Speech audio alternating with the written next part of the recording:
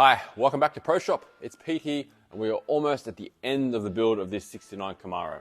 Now, since the last video, I've been very busy mounting tanks, running hoses, fitting lights, and basically bolting the whole front end together. And in this video, I'll show you some of that. And soon, Anika will be here to help fit the bonnet, and then I can finally finish gapping everything, and then this car can go.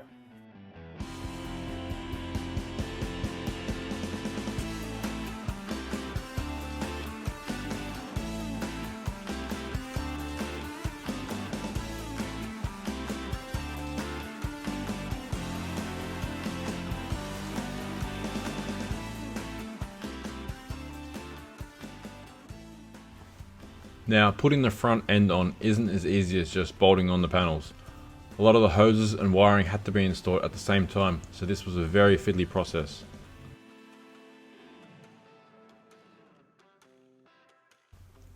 Once I had the guards on and the inner guards bolted up, I could then fit the radiator support and front valance.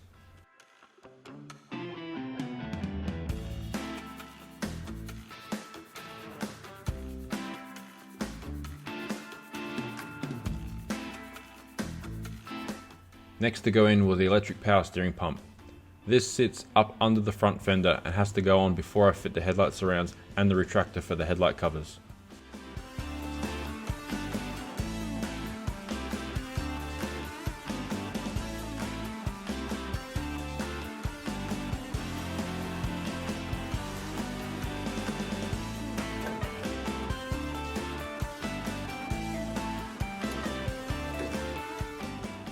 Once they were in, I could fit the brand new Halo LED headlights and parkers.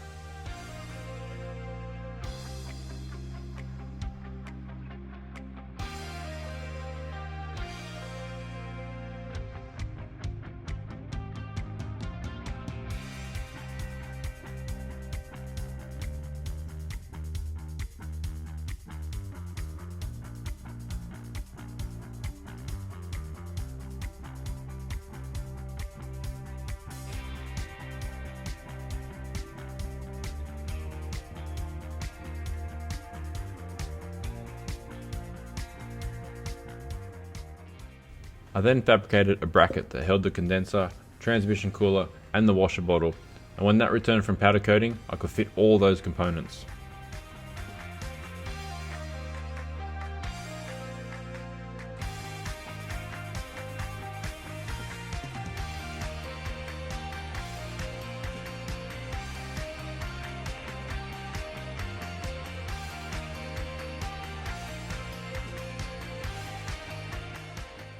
Next was to mount the power steer, reservoir, and the oil catch can.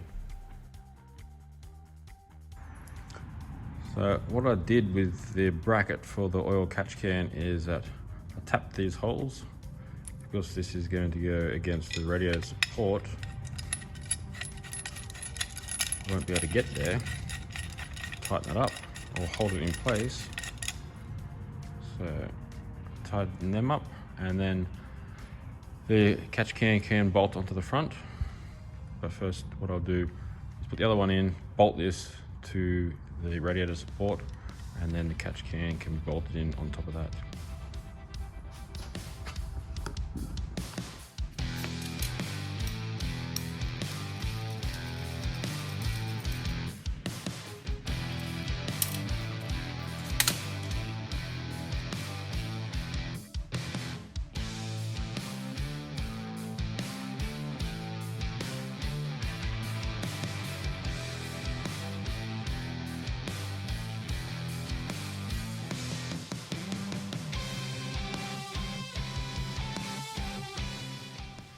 With everything now in place, I could start running the lines.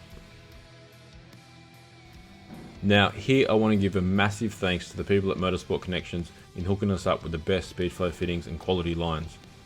Not to mention the oil cooler, the heat shielding, and all the other stuff we got from them. Sometimes it's hard to know if you need a 45 or a 60-degree fitting until it's on the car, and while it would be great to have a whole range of fittings on hand, for me it just wouldn't be financially possible. So it was great that they are just down the road and I can swap them over whenever I get something wrong. They also were the ones to inform me that seeing that this engine is carbureted, we want more volume and not as much pressure, so we stepped the fuel lines up to a -10 for the main and a -8 for the return. I used the 200 series braided line from the twin pump hanger into a wire fitting and then into the filter and onto the stainless hard line, which ran up the tunnel and connected to more braided line which fed into the fuel rail.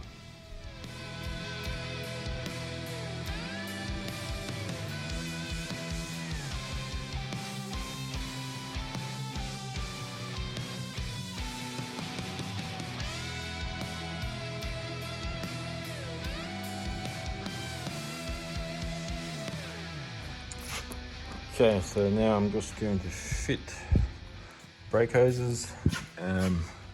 All the hard line's done. I've just got the hard line up to the bulkhead up there. As you can see, just there. And there'll be a soft line going from that to this T-piece. And then another from this hard line, a soft line to the edge of the caliper. On both sides.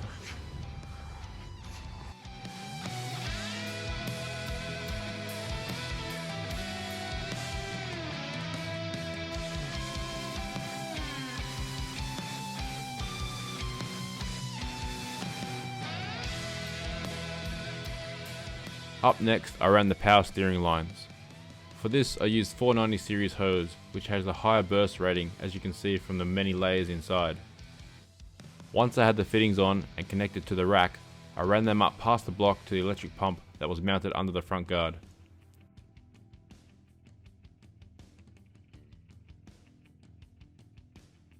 Alright, before I join these up to the pump, I want to put on a heat shield. I'm just going to slide it over the end until I can't get it any further, really close to these fittings, because it runs up alongside the engine, goes in between the engine and the engine mount.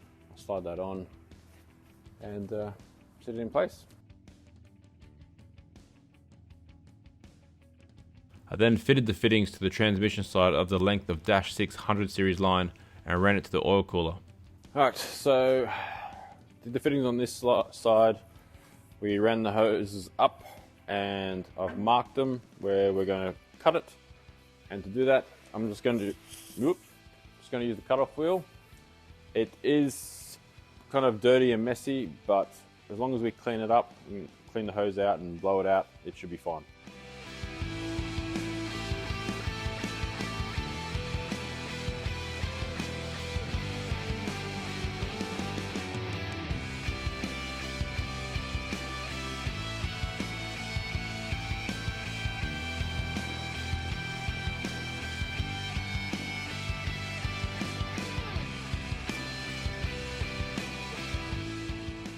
I also added a length of heat shield as well.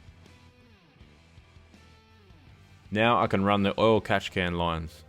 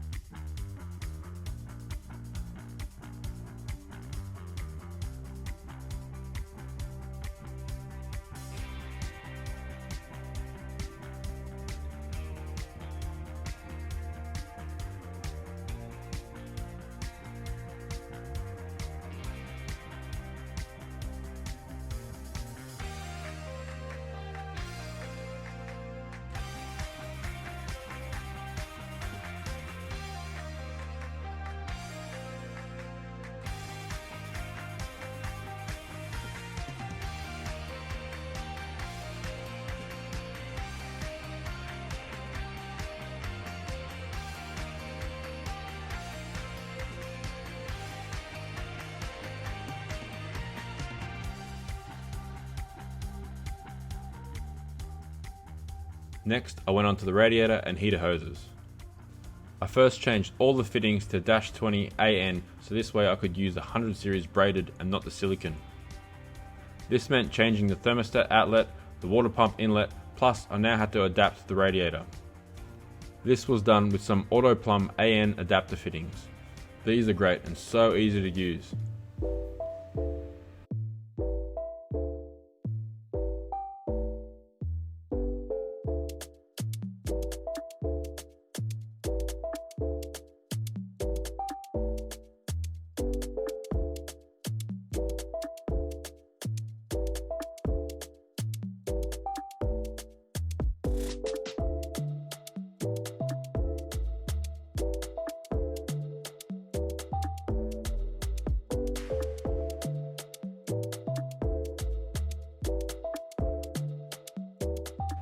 Now, being a race engine, this water pump doesn't have an outlet for a heater, so I had to make my own adapter which tees in.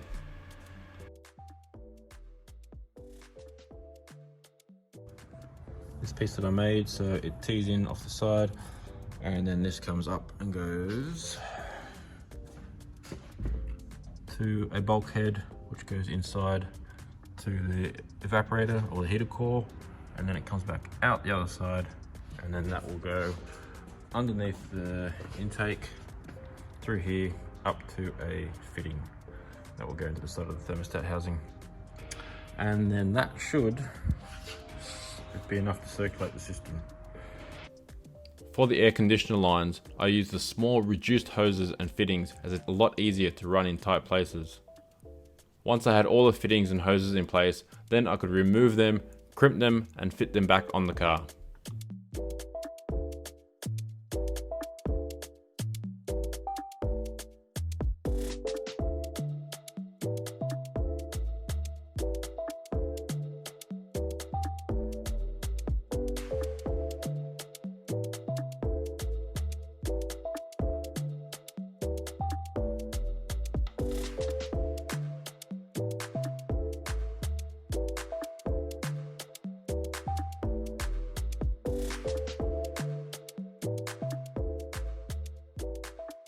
While I was fitting all the lines, the molds and mirrors were out getting painted, and when they returned I could go about fitting them along with the door and quarter windows, the rubbers, the handles and also the central locking mechanism.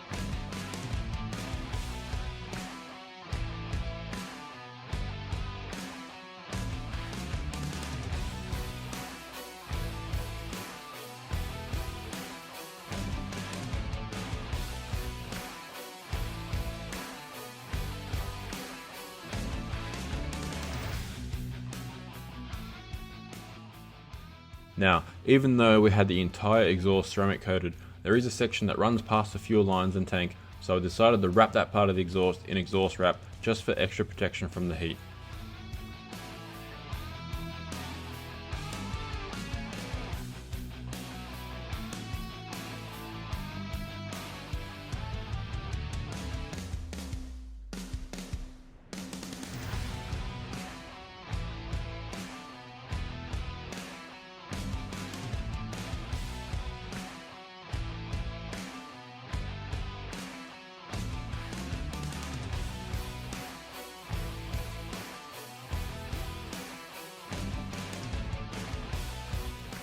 The last thing to do underneath the car was fit the custom made chrome moly tail shaft.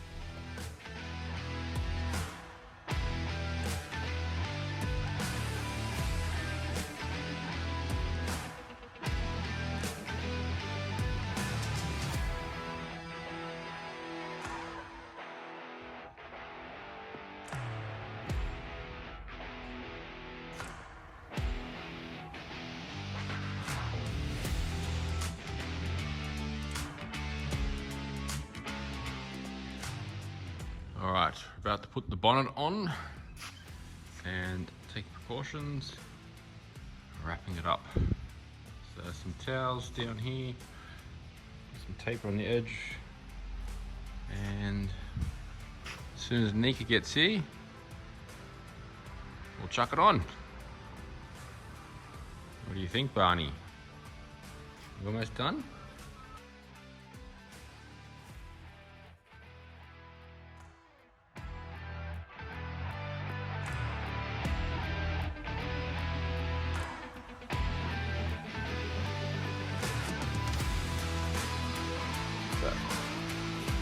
Just run the screen.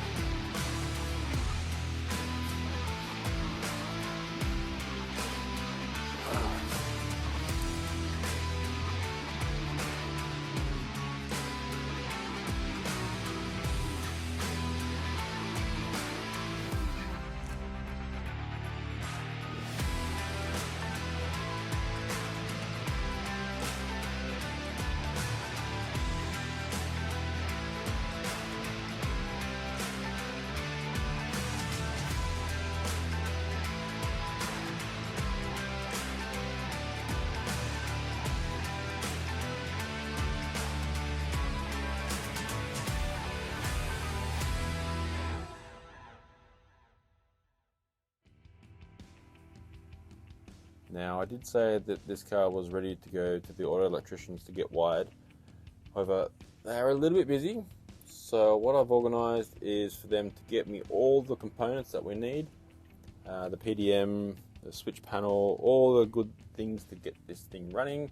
And what I've done is just made a quick mock-up dash, and I'll mount all those components behind it, and anything that we need to mount in it, like the Motec dash down there, all these custom billet vents, they got lights in them, and put the ducting in, stuff like that, so it doesn't clash.